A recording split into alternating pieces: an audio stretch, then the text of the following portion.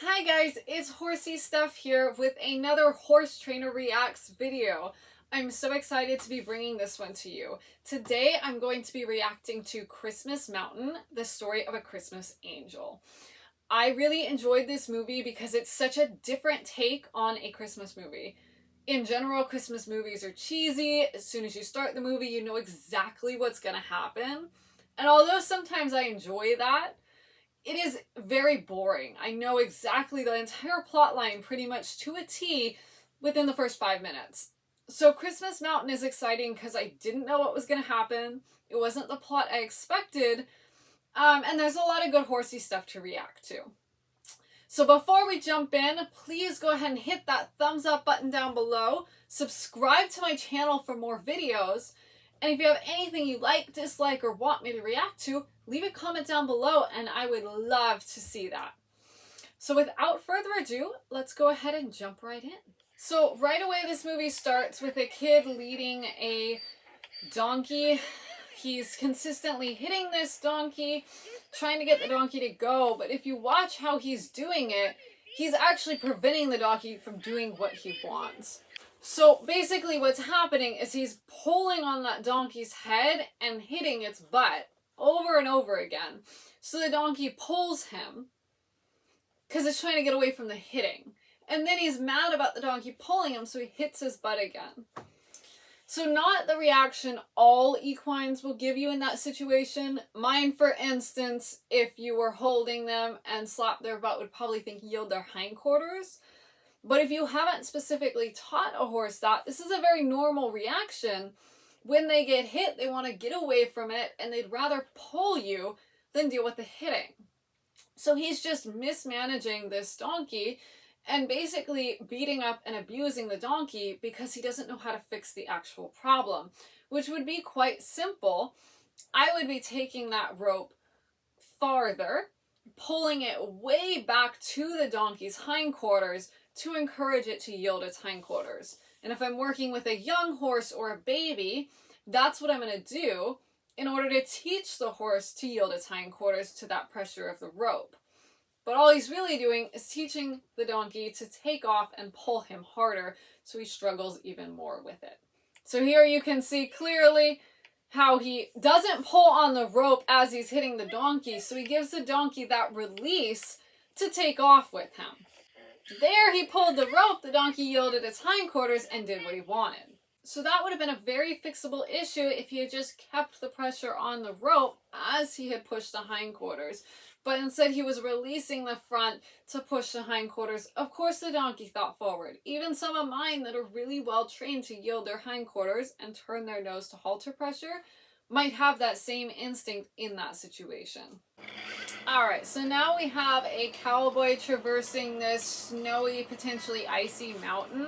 As you can see, the horse is slipping quite a bit. To me, no cowboy would actually do this, because if you're a working cowboy, meaning you make a living using your horse to manage cattle or other livestock, repair fences, etc., you would never put your horse in danger like this just traveling through a forest for no reason. You might do it if it's your herd's life versus your horse, but here this guy is just traveling to get from point A to point B. He's a traveling cowboy, and that doesn't make any sense. You'd be much better off resting, waiting for this weather to pass, instead of risking your horse on potentially dangerous terrain, because your horse is your life. If you don't have a horse as a working cowboy, you're not going to make any money. So you need that horse to be sound, healthy, and ready to do a job. Risking it in slippery, snowy conditions is not worth your entire career. New horses cost a lot of money, take a lot of time to train. You don't have that luxury when you're a traveling cowboy, because you need a horse now, and it better last. Alright, so here's a little more close-up of his horse slipping and struggling. Again, just seems like unnecessary risk for somebody whose life and blood is their horse. I do appreciate the blanket over this horse's back to try to keep a little bit of the snow and cold off of it, although I will say I'm pretty sure that blanket is actually to protect the saddle, not to protect the horse. But I can think about it as protecting the horse, and that makes me feel good. Alright, so he's coming in town pretty quick. Again, why? Why would you take that corner? The horse doesn't look particularly sound, or it's just slipping. Hard to really tell which. Why would you do that? There he gets up as the horse is moving, throws the reins over. He does actually tie him properly. This is a very common thing for a cowboy to do. Just kind of hop off in a hurry, toss the reins over, tie them, and leave. This horse is probably very well trained to do it. And it's something ranch horses are trained to do. So I don't take offense to this. I know in some movies I'm like, why'd you just leave the horse? He's riding with split reins. They are designed to be able to do this. I don't love tying with a bit in the mouth. But again, this is something this horse has probably done 1,000 times. So makes perfect sense. Why was he in such a hurry to get here though? I have no idea. Seems like he was risking his horse trotting, cantering around corners, slipping and sliding in the streets just to get off and go in this building. And he actually goes and just gets a bite to eat. So absolutely no reason for him to have done that. He could not have been so hungry, so famished that it was worth risking his horse just to get there a little bit quicker. Alright, so the cowboy has been sent off to go up to his family up the hill, and he's taking off at a gallop. Because surely he needs to get there right away, right? Alright, so he's in the barn sleeping. Interesting to me that he tied the horse in the barn, because I'm not sure why he would need to tie him. I would think he would just let him loose in the barn. It seems like it's just basically a big building with some sheep in it. Having the horse tied to me doesn't really serve any purpose. And having him loose, he'll have more freedom to lay down, get back up. Again, the quality of life of your horse is going to help improve their health, therefore make them more useful to you. So the tying seems a little odd to me, but maybe that's just what he always does and the poor horse never gets to lay down. I don't know. He did at least provide the horse hay to eat, so that's good. I think it's really funny that the horse is the one that told him there was somebody there other than him. The horse kind of pulls back in shock, like, oh my god, how did somebody appear? And that's totally a horse thing to do. They're very aware of their surroundings. So when they're surprised by something, they're going to react big, even if they're well trained. They're going to be a little dramatic. And this angel just appearing all of a sudden out of thin air is going to spook a horse a little bit, right? It's not like somebody opened the door and came in. An angel just appeared. The horse was like, oh my god, what just happened? Because they're used to seeing everything coming and knowing in advance that something is going to happen. Okay, so here the cowboy is putting the kid on the back of his horse and taking off to go hunting. This is certainly a fine thing to do.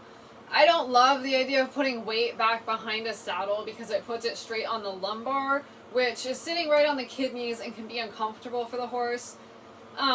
But if the horse tolerates it and you're doing it for a short amount of time and not doing it for too long, you know, you're not going to kill a horse doing it. Again, I think necessity, you've got to get the kid on, so where else are you going to put the kid? It's an option. I see a lot of like kiddie saddles sold where it attaches behind the saddle and the kid has like an actual saddle there. To me, that seems like a terrible idea because then I know you're using it more for like a long-term thing to be able to like really ride with your kid. But for this kind of situation where it's his own horse and he doesn't have a kid, right? This isn't his kid. To just be able to take the kid and swing him up behind, I think it's fine. You know, he's probably going to do this a couple times and like never ever again. So go to the horse to tolerate it, and it got the job done, although it's certainly not the most ideal way to get the job done. But you can see the horse is totally happy with it. So again, not the end of the world that it's not the most comfortable thing for the horse. So when they're ready to actually go hunting, he lets the kid off first, which is exactly what he should do, and then he swings off, and then he just leaves the horse here. And later on this hunting trip, he ends up putting the kid in front of him, if you can see here, instead of behind him. In some ways, this might be a better option because the kid isn't sitting on the horse's kidneys, but now the kid is sitting on the horse's withers, which is going to put a lot of pressure on their thoracic sling and make them even heavier up front. Horses already carry about 60% of their weight on their front end and only 40% on their hind end. Just normally it's how they're built because they have that huge head and neck out front. So To have the kid also up on the shoulder seems like you might be making it a little bit harder for the horse in some ways. So I don't know that this is really better. And maybe perhaps they do have it right in this movie. Do some behind, some in front, so you're spreading it out and not making the horse too sore anywhere. I'm not really sure what would be the better option since I don't have any experience doing that. But again, I think this is a fine option. It's not going for that long, and the horse seems happy. The kid needs to get a ride, so it works.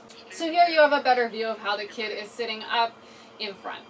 Alright, so he's running back into town. You can see he has his horse tied here. I'm sure he just finished saddling. He's putting a blanket on the back to carry the thing he needs to take. Again, that's a fairly normal thing to do, especially if you have to take something with you while you go somewhere, is to tie it behind your saddle like he just did. Do I think it's ideal? Not really, because again, you're putting everything you're carrying right on those horses' kidneys. So I would rather see people put things up front over the shoulder or perhaps up above the back of the saddle, not behind the saddle, which is going to lay right over the kidneys, but it is very standard practice. Now what he actually ended up putting in there was this little figurine, so not a lot of weight, so shouldn't be a huge problem. The other thing ethically I worry about when you start tying things behind the saddle is as the horse moves, that's going to be bumping against his back. Seems like that'll be really uncomfortable. So while I'm sure this horse is tolerant of it and trained to do it and it's not going to kill him, this practice in general has always bothered me just a little bit.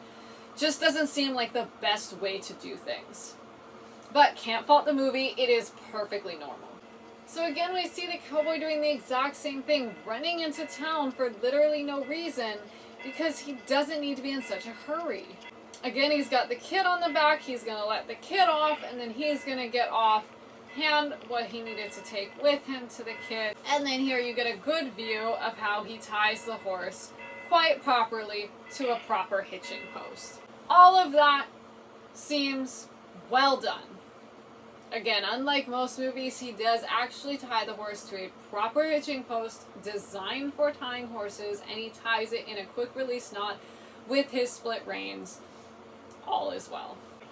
And now he's finally leading his horse because he's also bringing the donkey back with the kids. The kid has to walk, so he chose to walk. It's nice to see the horse have a little break, although I know he only did that because he already had to go so slow, so he might as well walk if the kid was going to have to walk for efficiency's sake.